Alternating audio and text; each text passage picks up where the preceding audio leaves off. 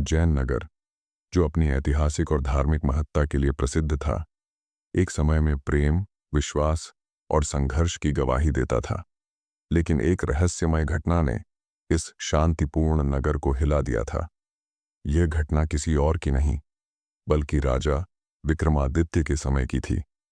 राजा विक्रमादित्य, जो अपनी न्यायप्रियता और साहस के लिए प्रसिद्ध थे, एक दिन महल में अपने मंत्री सोमेश्वर के साथ बातचीत कर रहे थे। सोमेश्वर ने राजा से कहा, महाराज, उज्जैन के बाहर एक गांव में एक असामान्य घटना घट रही है। वहां के लोग कहते हैं कि रात के अंधेरे में एक भूत आता है जो प्रेम और प्रतिशोध की तलाश में होता है।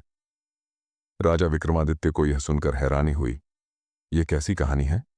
क्या यह सिर्फ अफवाह है या कुछ और? महाराज, कुछ समय पहले वहां एक युवक था जिसका नाम शंभू था।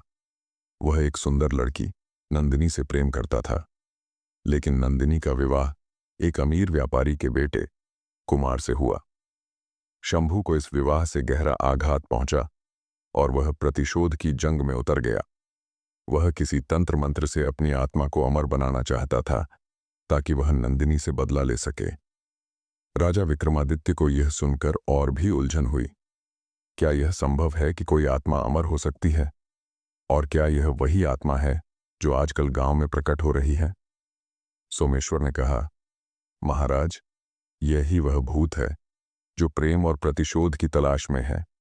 कहा जाता है कि शंभू की आत्मा अभी भी इसी दुनिया में भटक रही है और हर रात वह नंदिनी के घर के पास प्रकट होती है ताकि अपना बदला ले सके।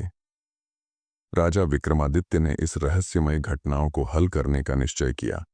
उन्होंने अपने कुछ विश्वसनीय सैनिकों को साथ लिया और उज्जैन के उस गांव की ओर चल पड़े।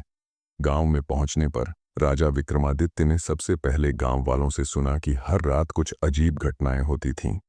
लोग रात में घरों से बाहर नहीं निकलते थे क्योंकि उन्हें भूत की आवाजें सुनाई देती थीं। एक रात राजा विक्रमादित्य और उनके सैनिक गांव के बाहर एक पुराने किले में ठहरे। रात के अंधेरे में उन्हें एक विचित्र आवाज सुनाई दी। जैसे ही वे आवाज की ओर बढ़े, उन्हें सामने एक धुंधली आकृति दिखाई दी। वह आकृति धीरे धीरे एक आदमी में बदल गई, जिसकी आंखों में जलती हुई आग थी। वह कोई और नहीं बल्कि शंभू की आत्मा थी। राजा विक्रमादित्य ने आवाज दी, हे आत्मा, क्यों तू अपनी अंधी घृणा में डूबकर इतने सालों से इस गांव को भयभीत कर रहा है? शंभू की आत्मा गहरी हंसी हंसी और बोली, मुझे केवल एक चीज चाहिए, महाराज, नंदिनी से बदला। वह मेरी सच्ची प्रेमिका थी, लेकिन उसने मेरा दिल तोड़ा और मुझे अकेला छोड़ दिया। अब मैं उसे और उसके परिवार को तबाह कर दूंगा। राजा विक्रमादित्य ने गहरी सोच में डूबते हुए कहा, लेकिन क्या तुम जानते हो कि तुम्हारी प्रतिशोध की भावना न केवल तुम्हारे लिए बल्कि उस मासूम लड़की और उसके परिवार के लिए भी बर्बादी का कारण बन रही है? क्या तुम इस भूतिया जीवन में अटके रहना चाहते हो या फिर शांति और मुक्ति की ओर बढ़ना चाहते हो? शंभू की आत्मा गुस्से से बोली, मुझे शांति नहीं चाहिए, मुझे अपना बदला चाहिए। राजा विक्रमादित्य ने कहा, यदि तुम बदला लेना चाहते हो तो यह तुम्हारा ही अंत होगा, लेकिन अगर तुम अपनी आत्मा को मुक्त करना चाहते हो तो तुम्हें प्रेम और क्षमा की शक्ति को समझना होगा। तुम्हारा प्रतिशोध केवल तुम्हारे दर्द को बढ़ाएगा, लेकिन प्रेम ही तुम्हें शांति दे सकता है। यह सुनकर शंभू की आत्मा कुछ देर चुप रही। उसकी आंखों में गहरी पीड़ा थी।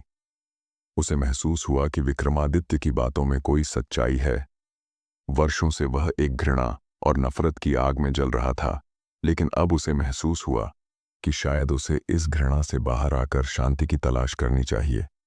आखिरकार शंभू ने अपनी गलती स्वीकार की और राजा विक्रमादित्य से कहा, मुझे समझ में आ गया है महाराज, मैं अब बदला नहीं लूंगा, मैं अपनी आत्मा को शांति देना चाहता हूं।